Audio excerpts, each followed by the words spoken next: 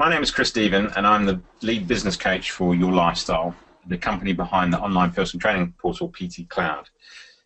I myself have been a PT for over 15 years, and as well as conducting face-to-face PT sessions, I've also been providing advice and help to online clients for the last 5 to 6 years. I've now opened my own health and fitness clinic in Reigate, Surrey, where I provide health and fitness coaching to clients, strength conditioning coaching to athletes, and I hold workshops coaching PTs in how to run successful businesses.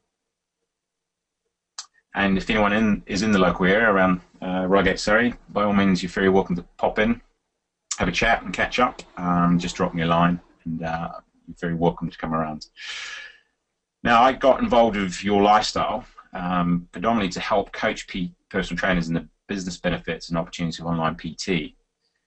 And this webinar is to help personal trainers better understand the skills and expertise needed to help clients through more than physical training sessions, and take a look at the changing landscape in the PT industry. We will also look at a more effective way to gain clients, earn more income, and stay working in the PT industry for your entire working life, if that is what you want from being a PT. In this webinar, we discuss the changing role of personal training, and as people become more aware of what living a healthy life means, the more they're looking for professional help to know what to do and how to do it. But people want more than just fitness training. They want to know about nutrition and lifestyle habits, and how to create the right mindset to not just get in shape, but to stay in shape. So today's PT has to be more than an exercise supervisor and motivator. Today's PT needs to know how to coach all aspects of health and fitness to all types of people. So this webinar will cover why the general public is looking more for a coach than a trainer, what the difference is between health and fitness coaching and personal fitness training, the different skills that are required to effectively coach health and fitness, how to coach nutrition, exercise, healthy lifestyle habits, and the right mindset for achieving goals, and how to use health and fitness coaching to grow your client base and increase income through face-to-face and online coaching.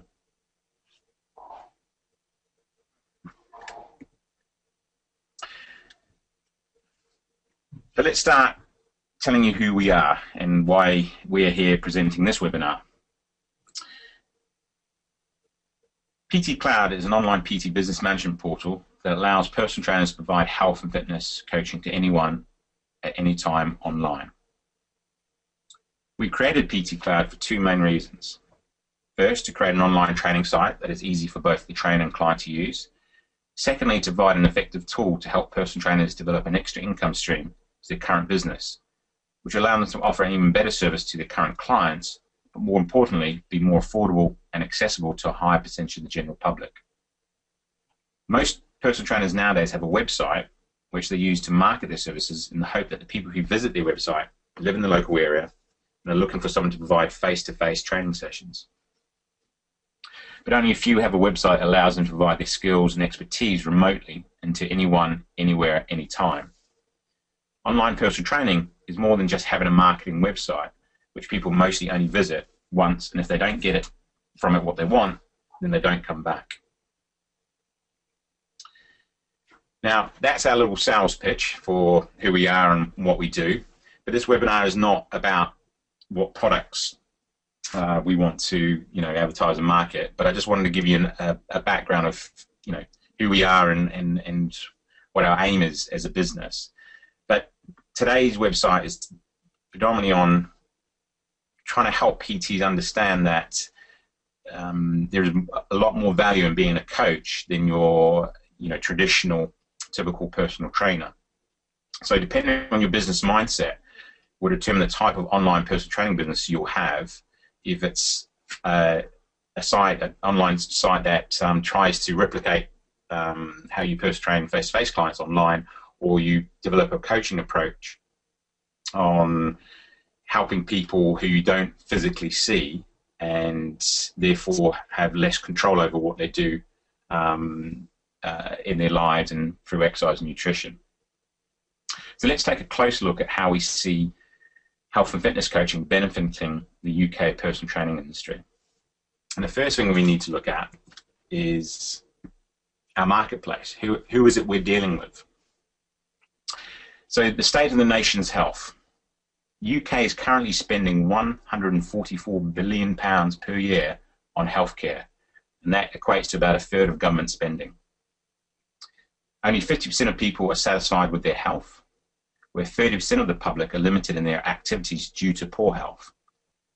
The biggest killer in the UK for people aged 35 to 100 is heart disease. And with 30% of the public having high blood pressure and 25% are seen as clinically obese, which I'm sure most of you guys have come across these stats. And but as you can see from the figures obtained from the Office of National Statistics, so it's just not me making up these stats, the health of the nation isn't as good as it could be. And due to that, we're spending a lot of money in caring for people with poor health. Now, not all health problems are preventable, but I'm sure that a high percentage could be reduced or even prevented. The main thing that strikes me though, with regards to these figures, is how many of the people who are experiencing these health problems have probably not even had spoken to a qualified fitness professional, which is strange, as a qualified fitness professional would be an ideal person to speak to help improve their health. If we look at the statistics that 50% of people are not satisfied with their health, then we can assume that the majority of them would want to improve it. If 30% of people feel their lives are limited due to poor health, would they also benefit from improving their health solely to have a better life? And do you think that the biggest killer of people over the age of 35 would be a shout of help to fitness professionals? Not to mention high blood pressure and obesity. So why is it over the last 30 years the UK fitness industry has grown a number of qualified professionals and gained huge profit margins, but the nation is less healthy and year on year is becoming even more unhealthy?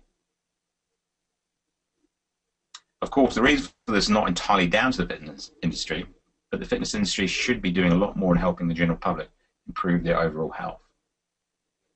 So why is this gulf between the nation's state of health and the fitness industry growing?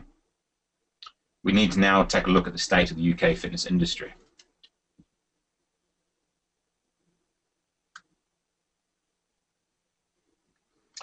UK fitness industry total market value last year was 3.92 billion.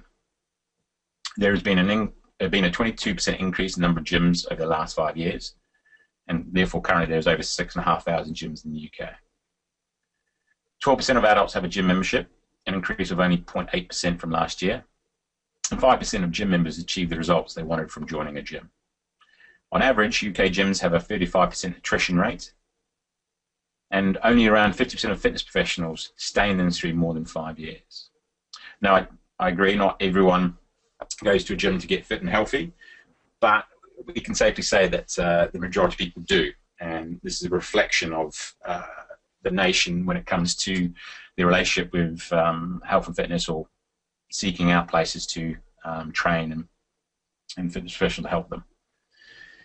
So you can see that even though the total market value of the UK fitness industry is quite large and keeps growing, the number of people joining gyms is very minimal, and the number of people achieving what they want from going to the gym is, in all honesty, very, very poor. Also, the fitness industry achieves this with around 50% of fitness professionals leaving inside 5 years. Hopefully from the last two slides, you will agree with me that a different approach is needed if, as an industry, we truly want to help as many people as possible improve their health and fitness. At the moment, there are small pockets of success in our industry. Fitness professionals who are highly professional, very knowledgeable, and dedicated in helping change the state of the nation's health.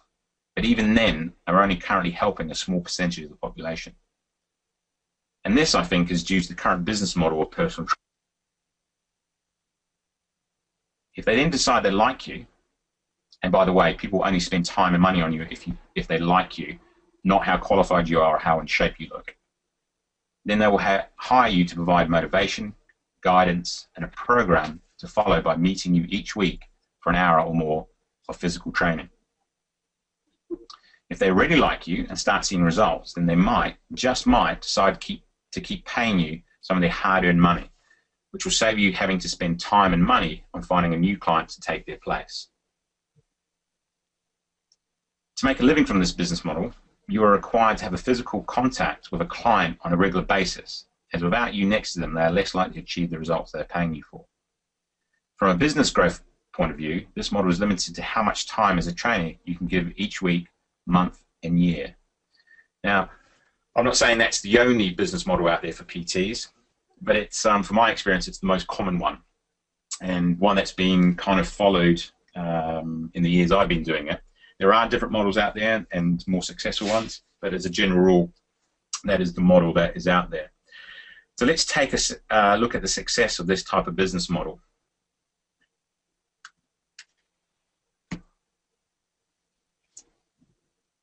The state of the PT industry. On average, a PT will earn £19,234. Now that's not taking into account tax or business overheads and costs. As you can see, a dustman's average wage is £19,407. 85% of personal trainers are male, and only 7% of personal trainers stay in the industry more than 10 years. 65% staying around 1 to 4 years, and then 16% stay in that 5 to 9 year bracket. Experienced trainers end up earning less than 9% of what new trainers earn. And as you can see, I'll put on there, you know, what the heck? Surely we should be earning more the more experienced you become. But according to Pay Scale and the Fitness Industry Association, that is not the case.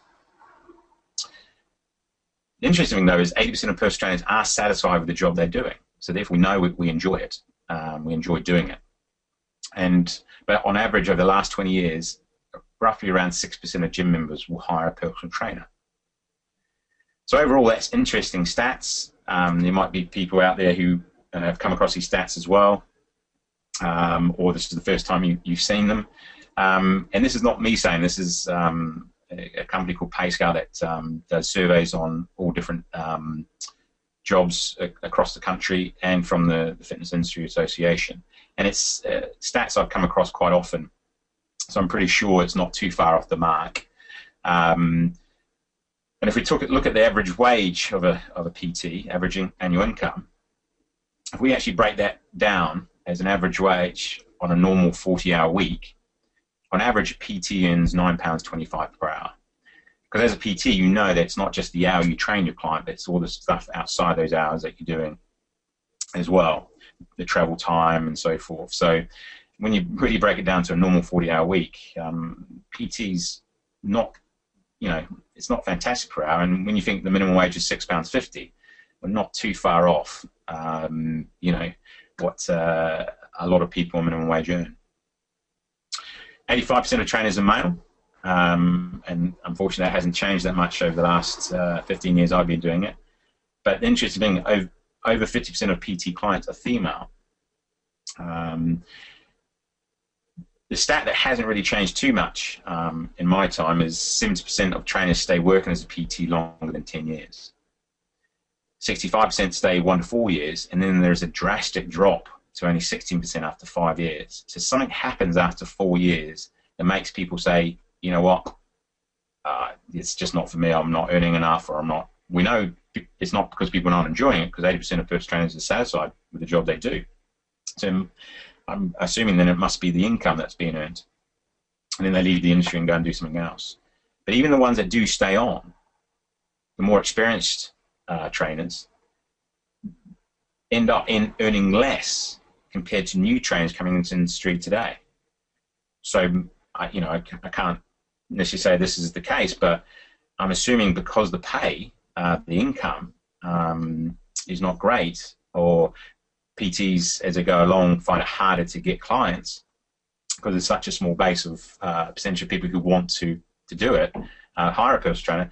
Maybe experienced PTs are dropping their prices just to stay afloat. That's the only thing I can think of why the more experienced you become, the less you earn, which I don't know many other industries where that would happen.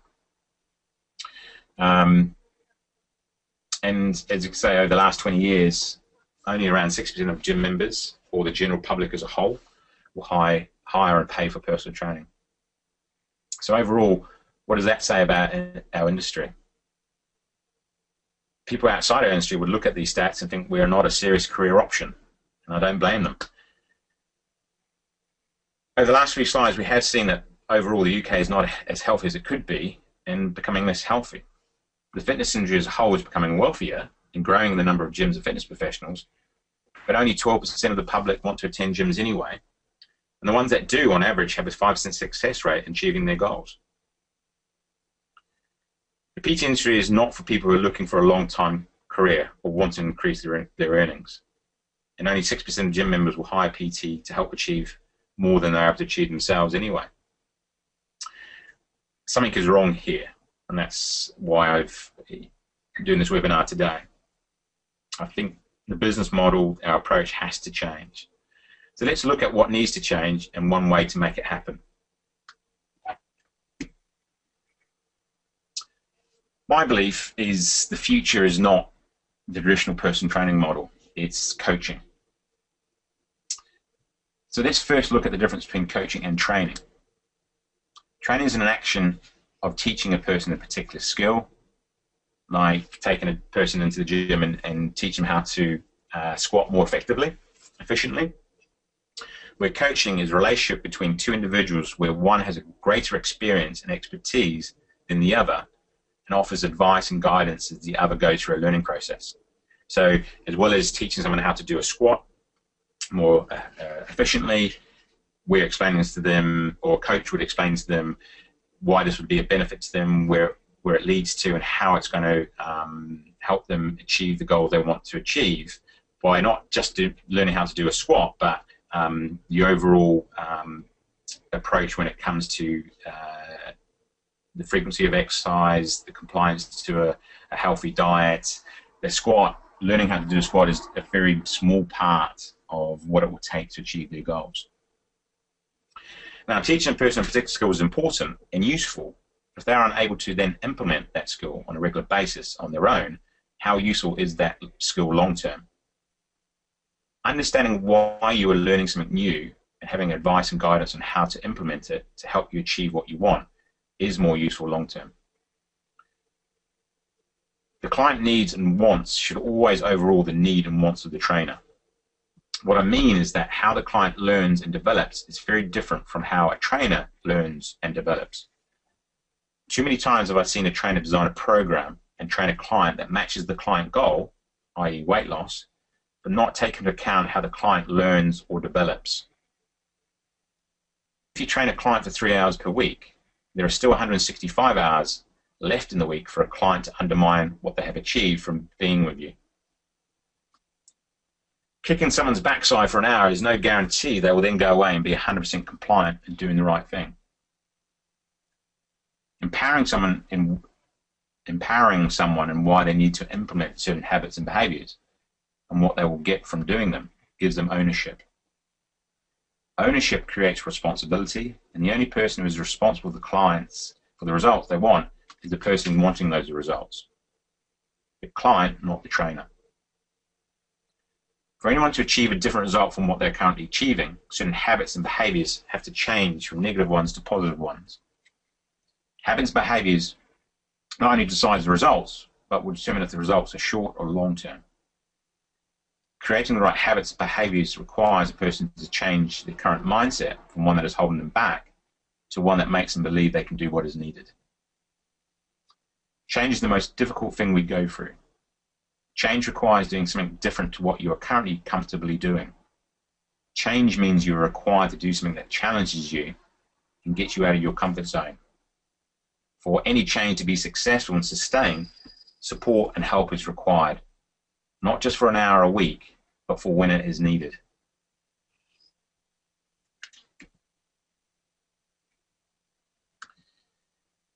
So coaching, health and fitness.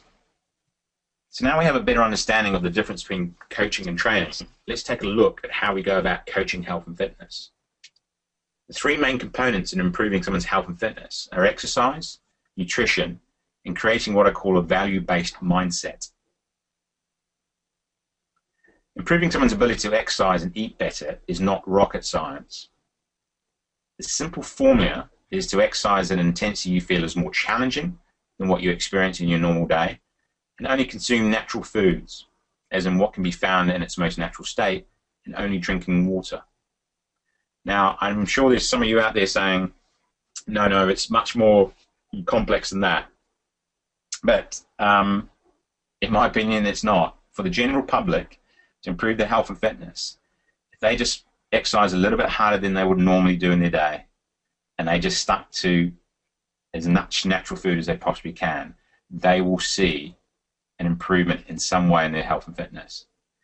We can then maybe make it more complex if the client wants it more complex and they want the ins and outs of the different types of foods and macronutrients and calories and the different types of training, from supersets to interval training to Tabata to CrossFit. And that's fine later down the road. But if we make it too complicated for people to implement, the chance of them actually doing it is going to get less and less and less.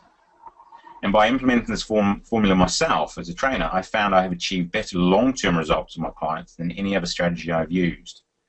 And I have some clients who want it more complex. They love the ins and outs of nutrition and exercise, and they get off on the science of it.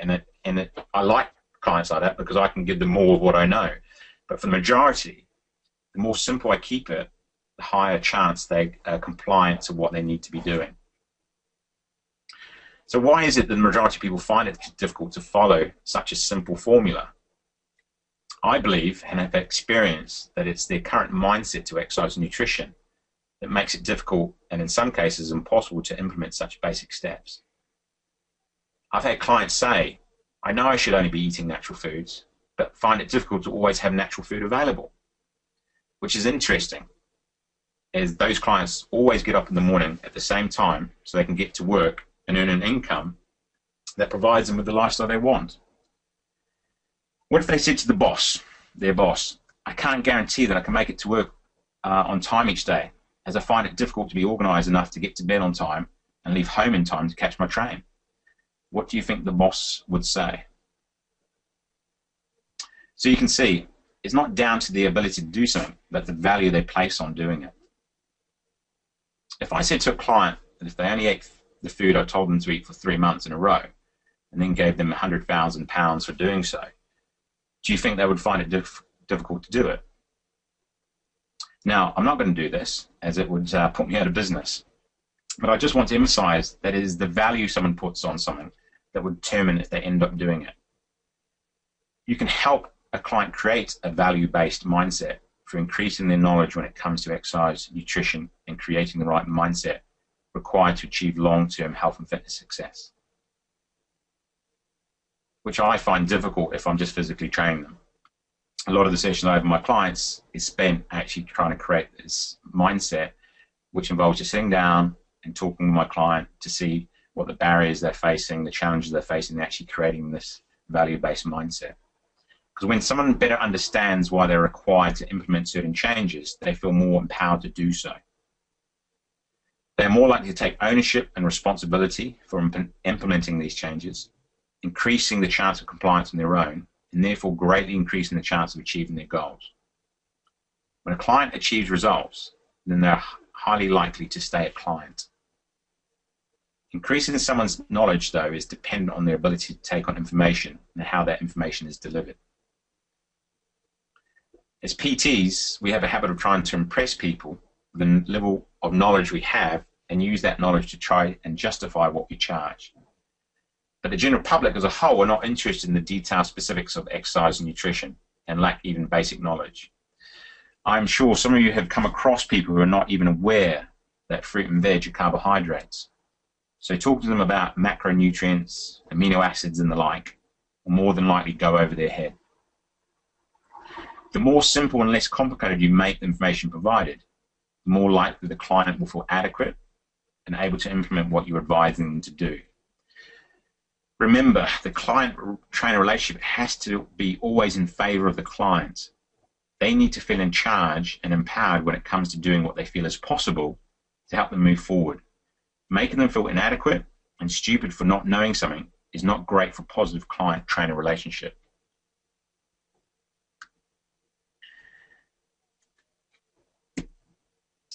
So how do we create or coach a value-based mindset? Everybody you speak to about health fitness wants to improve their current state of health in some way. If it is to have more energy for everyday life, to look better and therefore feel better about themselves, to becoming stronger or faster, or just to have an overall positive well-being and grow older without health complications. They all set out with good intentions to change their current life to end up with something better. So why do so many fail at sustaining the good intentions and end up back where they started? This, I believe, is down to the creation or not of a value-based mindset. As a coach, you first have to establish the level of value the client is placing on what they want to achieve. Knowing this will help establish how motivated the client is and what they are willing to do to achieve what they currently don't have. Having an understanding of the level of value a client places on a goal will help you as a PT create a program that is more likely to be followed and implemented as close to 100% as possible. The higher the compliance, the more chance of the correct results being achieved. There is no point in creating an exercise program that requires a client to train 4 times per week for 12 weeks if they've never been able to achieve that in the past. And understanding a client's personality type will help you understand from day one how compliant they're going to be to the changes you recommend. Or understanding the amounts of support they will receive from people around them outside of their sessions review will tell you how external forces or factors will play a part in their compliance. No one likes to feel they are failing, so don't give them a program that is in conflict with their natural compliance rate.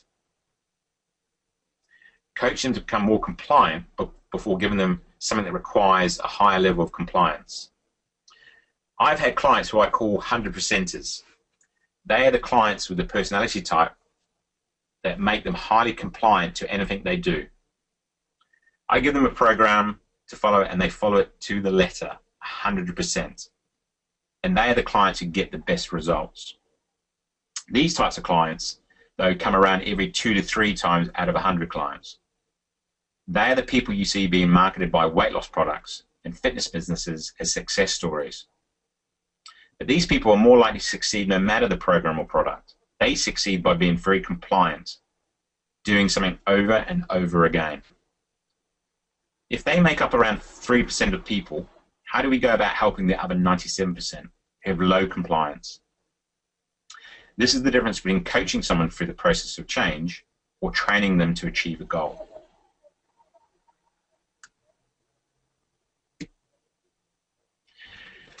So to develop a coaching approach to your business, you first must change your current business and training belief. The majority of personal trainers have a belief that the only way they can help people achieve results is by being face-to-face with them, providing physical training sessions. They can be through either one-to-one training, classes, boot camps, but all these approaches involve physical training. As we've seen from the stats from the PT industry, that model is failing a high number of PTs. They stick at it because they enjoy the job, and who wouldn't? It's a fantastic job to do. But the model is more likely set up to fail the PT as a business than not. So we know that physically training people has a limit to how many people want to pay for that, and also the life of a PT business. To change your business approach, your business belief has to first change. That belief has to change to more of a coaching approach. To change your belief, you first need to understand how beliefs are formed. So let's look more closely at the power of belief, because beliefs will ultimately determine the actions you take, and this is due to the following process. Beliefs decide what we think. What we think decides our emotions. Our emotions decide how we act, and these actions can reinforce our beliefs. So if you believe that you are unable to help people achieve results through coaching, your focus or thoughts will be on the things that reinforce your belief, because subconsciously we want to prove ourselves right, not wrong. You then feel the emotion that comes from the thought of being proven right. Your actions will reflect your emotions and help reinforce that your belief was right in the first place. If the person you are trying to influence believes you fully understand them, then they are more likely to believe in what you are suggesting that they do, which is a lot harder to achieve through physically training someone than actually sitting down with them and talking to them, or more importantly, listening to them. More times than not, I see in a gym client is training and the trainer is talking. You need to establish an environment where that person can talk to you about the difficulties they're facing to achieving their goals, and how best to overcome those challenges so they can keep moving forward. Yeah, it's very difficult to do when you're physically training as they're out and sweating all over the place.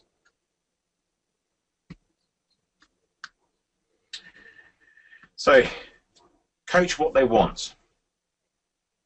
These questions help you as a coach understand someone's desire to achieve something. So things like, what are your goals is a pretty simple one, but more specifically, what do you want to get to? Where do you want to get to? What will it be like when you get there?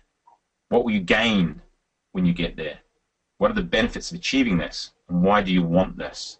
They are much more powerful questions and will give you a lot more information about your client, focus and motivation and compliance to, the compliant rate to doing what's needed, than just asking them, what are your goals? Coaching what is it they have got. These set of questions allows you as a coach to understand the client's current situation and the challenges they are facing to achieve what they want. They also increase the client's belief that you understand how hard they think it's going to be to achieve what they want. So finding out things like what's working for you, what challenges do you have, what's stopping you getting what you want, what barriers are you facing, why aren't you where you want to be.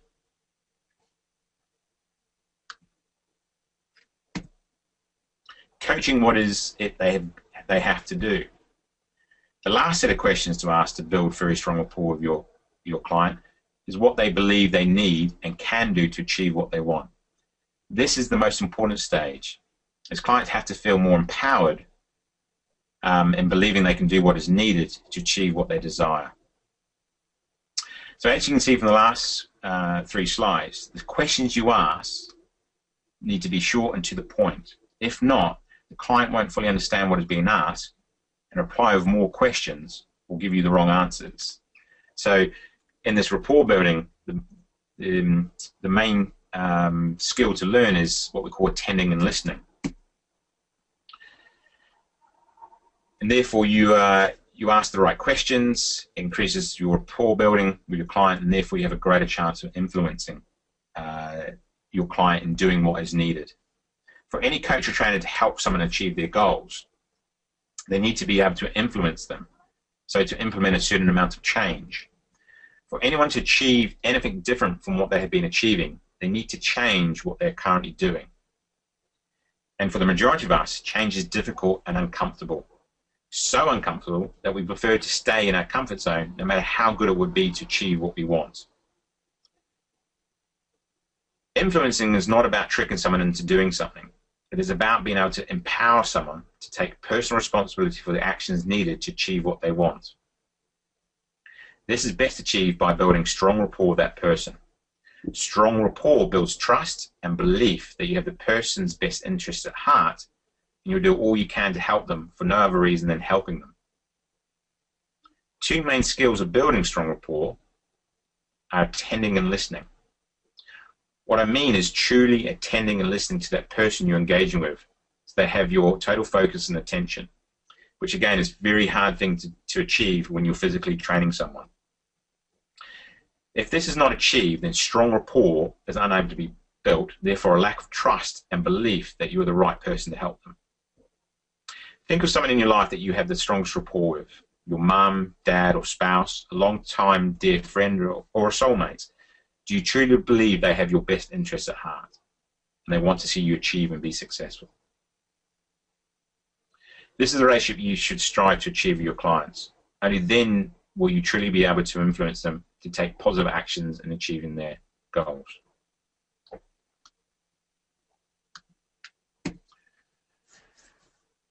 So let's look back over coaching versus training. So we've looked at the state of the nation's health, the state of the fitness industry, and the current state of the PT industry, and it doesn't paint a pretty picture. If we are serious as an industry, we need to focus more on what the majority of the marketplace want. That is an improvement of health and well-being and the right mindset and attitude required to achieve long-term results. With that in mind, empowering someone so they take responsibility and implement the necessary habits and behaviors to increase compliance is more powerful than teaching them someone a new skill, which clients find hard to implement unless the trainer is there to make them do it. That is because coaching focuses more on the wants and needs of the client and understands the challenges they are facing to do what is needed to achieve their goals. Where training's main focus is on the program designed for the goal and asks the client to fit in with the program and not the other way around. In any client-trainer relationship, the client is the most important person, not the trainer. By putting the client at the center of the relationship, increases rapport, increases the effectiveness of any influence by the trainer on getting the client to take self-responsibility. So now we understand a little bit more about the power of coaching. How does coaching actually help you grow a business? Because if we're talking about how many PTs are dropping out after so many years, if we can't use coaching to help us with business and stay in business, then it's not going to make much use to us, no matter how effective it is when it comes to, versus training. As we discussed earlier, making a living as a PT is not that attractive. On average, we earn less than a dustman, and 84% of us don't last more than 4 years before moving on to something else. So it's safe to say that the current PT business approach is not working. If you are serious in making a long-lasting living as a PT, then I would recommend not following what most PTs end up doing, only offering and providing physical training, which just doesn't cut it anymore. And if you want to grow your client base, look beyond the 5% of gym members who want someone to stand next to them as they train and start engaging with members who want guidance and advice on how they successfully implement what they know they need to do, not spend money and time just being told what they already know. Through this approach, you'll be able to influence more people and therefore help more people. Ask yourself, as a business, would you rather have 100 clients you see once per month for a coaching session, or 10 clients you see 3 times a week for training? Which business model do you think has more longevity? And with coaching, you don't even have to be face-to-face with someone or do it one-to-one. Coaching opens up your knowledge and your skill set to a larger, diverse audience. And with clients not needing to see you on a regular basis, they can afford to stay a client for longer.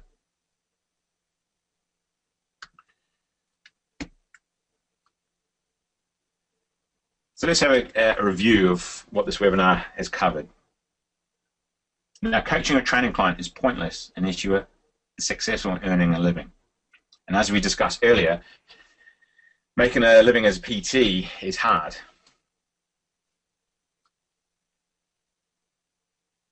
So the current PT model, as we know, isn't working, so a new approach is needed. And we've discussed coaching versus training, the benefits of coaching over training in a business sense, but also in helping people achieve long-term results. Where coaching has a greater chance of influencing large numbers of people, because you can deliver coaching through many different mediums, through online, small groups, through reading material, through webinars, and one-to-one, if you want to get really specific with the coaching for one particular person. But it just shows you if a coaching approach will open your business up to a lot more people in a lot more different ways. Affordable ways as well for people who initially might not be able to pay for an hourly rate with a PT, but would benefit from them, having spending at least once a month with them, or even information online. And business growth is stronger through coaching and training, as I've just explained. So hopefully what I've tried to do today in 45 minutes is giving you an insight into something that will help you, I believe, stay in business for longer. As I keep saying, the stats don't lie. even if they're slightly off, maybe more people do last more than 4 years, I don't think is enough to really, you know, hang out all your money for qualifications. Hopefully today's webinar has been able to do that, give you maybe, you know, change your mindset a little bit to something that will be more profitable and more successful for you. Or it might be just going over stuff you already know yourself, but are finding it hard to implement and actually change direction when it comes as a business. So what we want to offer is to you guys who've come on the webinar today is to just take action. And the best thing I can offer at this moment is offer you a free business assessment, which is designed to analyze your current business and see where it is currently, and maybe give you some, you know, advice and recommendations on how you keep it growing. Make sure that around the 3 or 4 year period as a PT, and it's just some free advice from, you know, being a PT for 17 years, slogging it through the good times and the bad times. And if I can pass on some of my experience, you know, I'll get a lot of satisfaction from that. And so if you want to do that, just contact me on that information you see there. I'll send you a link to the business assessment, and then from there I can, you know, help you the best I can through, you know, helping you with your business. So before we end, let's look at some questions that people have had, if there are any questions, of course. Let me just see if I can.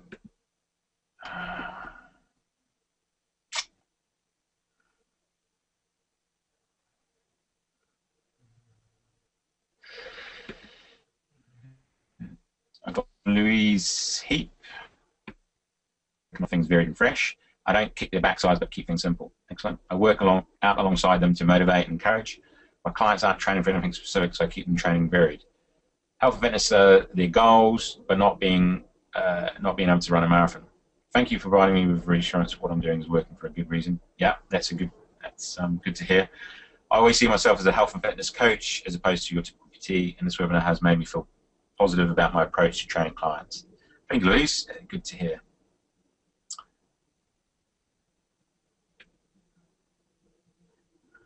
Sorry, I've got some people here. Sorry, you lost sound. You can't hear me. I apologise for that. Says my audio is gone. It's hard because I can't see the questions while I'm talking, so I apologise. Oh no, we keep losing sound. Can't hear anything.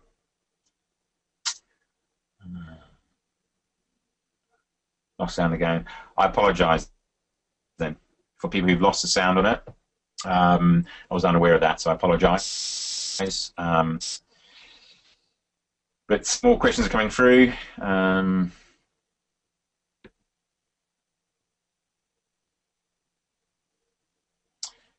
Is there any reading material you suggest we read to help us implement coaching?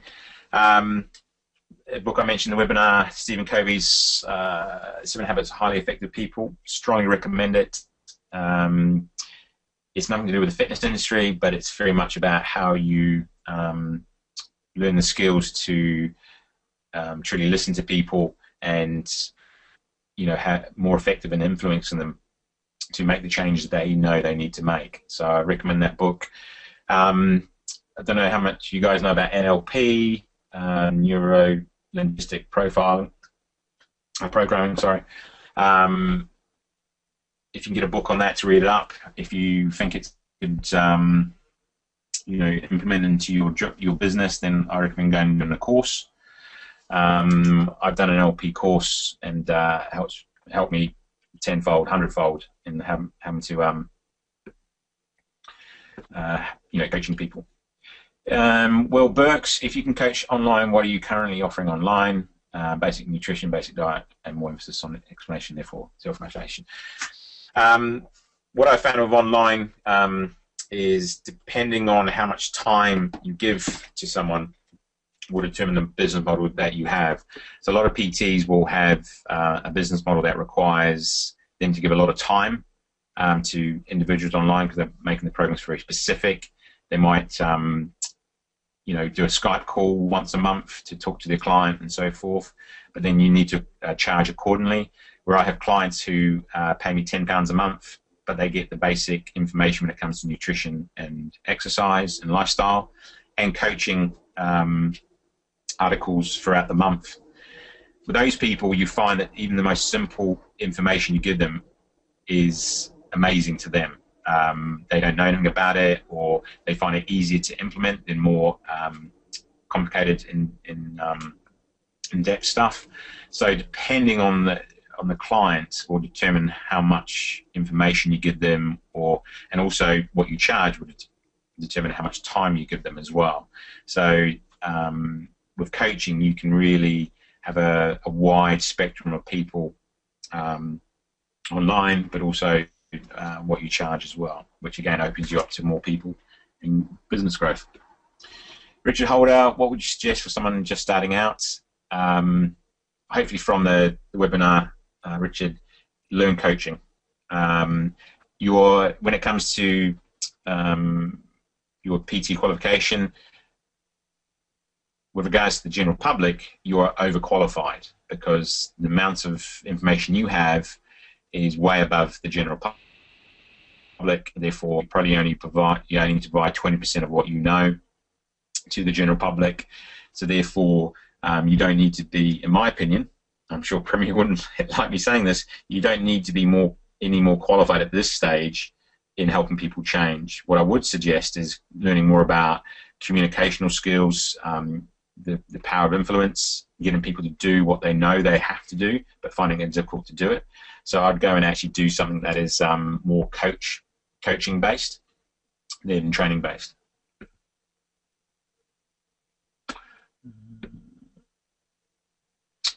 Paul Cowland, good question. Do people recognise the phrase personal coach?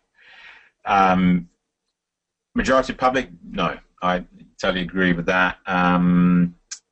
It's a new term, but I usually use the term personal health and fitness coach. At least it outlines what it is you are coaching. Because personal coach could be lifestyle, it could be motivational speaking, or learning a new language.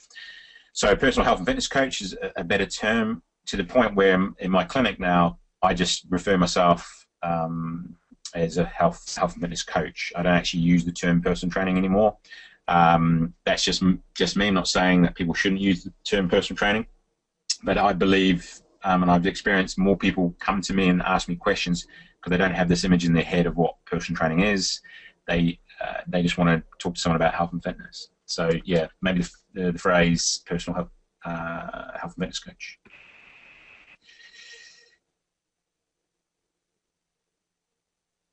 Dave McKenzie, can you flash up the first few slides again, as I found to copy those as you went? This webinar will be online now, and the slides will be provided for you to download, Dave. So contact Premier or go on Premier's website and find out where you can. Felicity.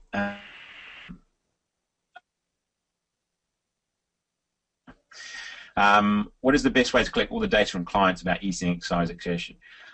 For many years, I used to, the last few years, the information I ask for, or the less detailed programs I give people, the more likely they are to follow it, which goes against everything that us PTs believe. We want to hit them with information and wow them, but what I want to click for my clients is when I'm with them, I just ask them, what have they been eating? And most of them, well, majority of people know what good food is and what bad food is. Most people know if they've worked hard enough physically or not, and it's getting them to get into those habits of implementing what they know they should be doing, more than trying to, complicate things by making it very specific. So instead of getting them to do a food diary, I just get them to tell me what they've been eating. And you can see on their face when they say things that they know that they need to change, and that's what I want to talk to them about. Why are they finding it difficult to change what they know they need to be doing? So the approach is very different from what I used to be doing. So less data is usually more powerful. Ricardo, question, how do you price coaching? Good question. As our industry is not regulated, what we charge is not set. I've seen trainers charging as little as £10 an hour to trainers charging £120 an hour. So what is it we charge? What is it we should be charging? And I charge what I think I'm worth and what value I place on the coaching I provide. And it's not necessarily what we think we should charge, but what the public are willing to pay. And the more they value something, the more they can see the benefits in it, the more they're willing to invest in it. So if you truly believe and you can communicate that across to the general public that you are going to change their life, you're going to get them to achieve results that they've never achieved before, then what price is that? So I can't tell you a figure. It's down to who you are as a trainer or a coach, what value you place on yourself, and what you place on getting people, to achieve results. Okay, Rob, again, what would you recommend as an appropriate price for online coaching programs? Hopefully that kind of answers in the last question. So Maiko, how can I see the last slide again?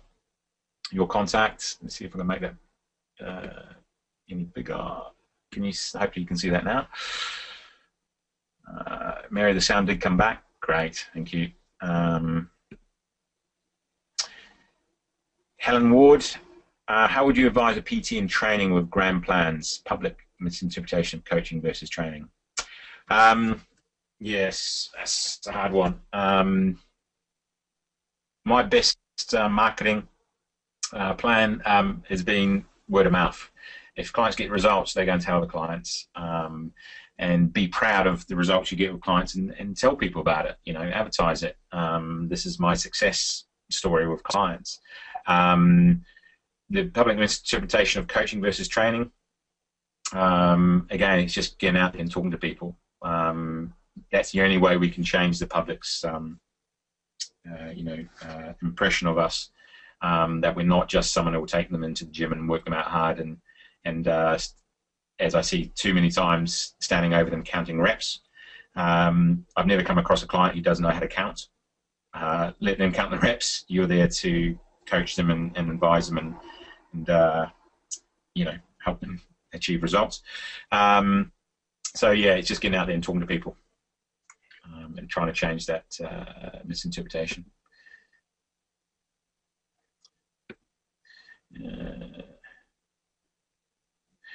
Hi Chris, good webinar, thank you. Annette Davison, yes, the coaching is a much better idea. I'm the 16%, been in the industry for 10 years plus. Excellent. Actually, you're now in the 7%, Anita, because only 7% last more than 10 years. So congrats.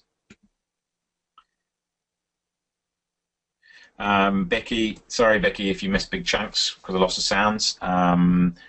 Again, this will be on the Premier website, so apologies, but if you can listen to it on their website, that's the best way of hearing what I was talking about, so apologies again.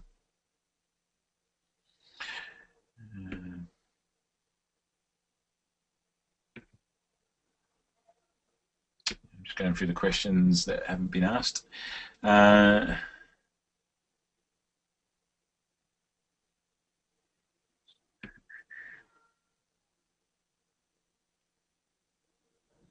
Paul, great question. I would say the majority of my clients would benefit hugely from coaching, but it's the balance between the immediate satisfaction and long-term change where they fail.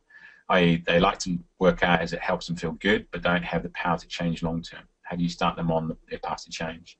Great question.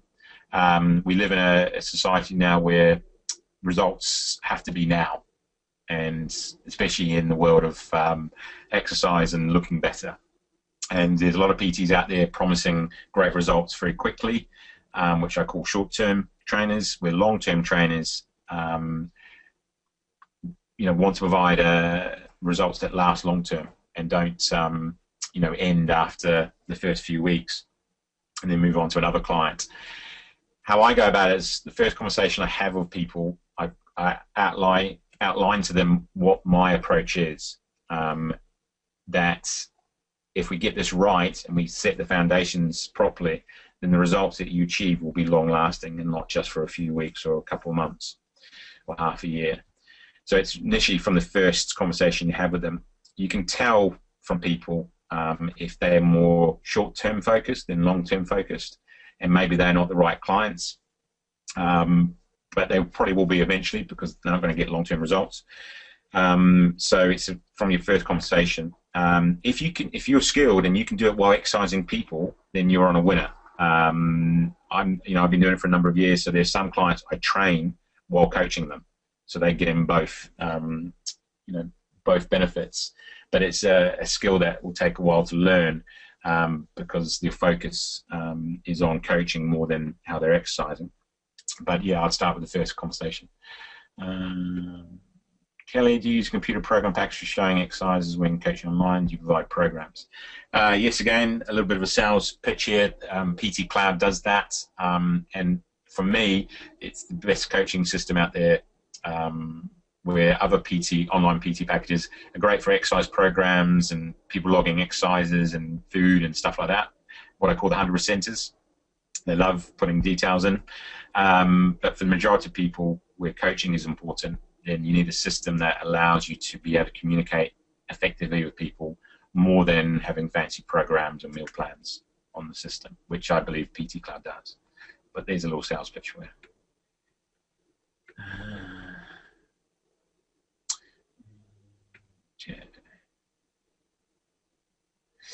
Jeff, do you believe experience comes with trial and error, or is that a little naive? Not naive at all. Experience comes from a lot of trial and error. Another Stephen Covey saying, which I kind of live by, there's no such thing as failure, just feedback. Try stuff. If it doesn't work, at least you'll get his feedback on why it didn't work and what you need to do next time to make it work. So yeah, trial and error.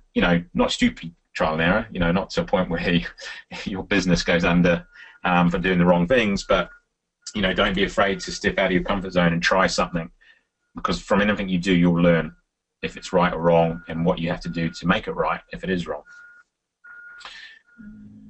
So webinar.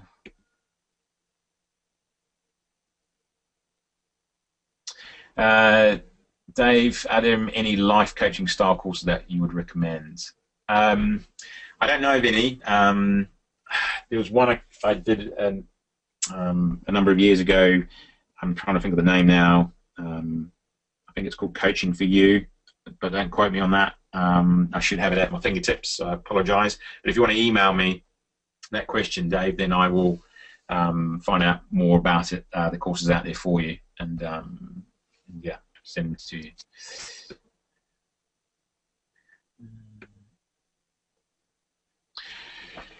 Sarah, can you recommend any specific NLP course providers? There's so many out there, Sarah. The one I used and got qualified for a number of years ago. Again, if you email me, I can send you the details. It's all about availability when these people who are very, NLP master practitioners are available and run courses. But if you again contact me, and I'll send you through some details.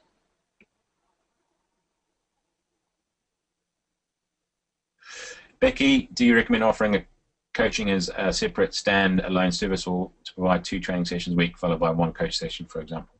Yeah. I kind of coaching is the session for me, but if you feel more comfortable having a physical training session with someone, because that's how you started the trainer-client relationship, and that's what they're paying you for, then maybe adding a coaching session with a client that you feel is struggling to get results because their compliance rate is low. If their compliance rate is high and they're getting great results, just carry on doing what you're doing because it works.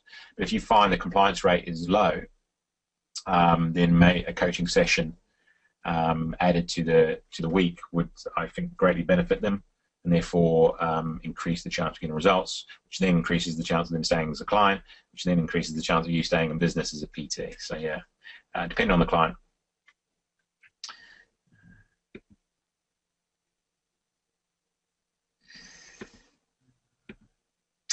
So I'm going to this question. Okay, I'm nearly at the end of the questions, guys. So, Debbie, totally agree with the holistic approach in coaching. I fear too many clients expect major results having 1 or 2 hours per week. Are you training but aren't committed to nutrition exercise outside of that time? If we as coaches can help nurture that mindset of lifestyle change for long term, incorporating exercise, nutrition, healthy daily habits, and it's going to be a positive and help accelerate the results. What a way to sum up today. Thank you, Debbie. Excellent.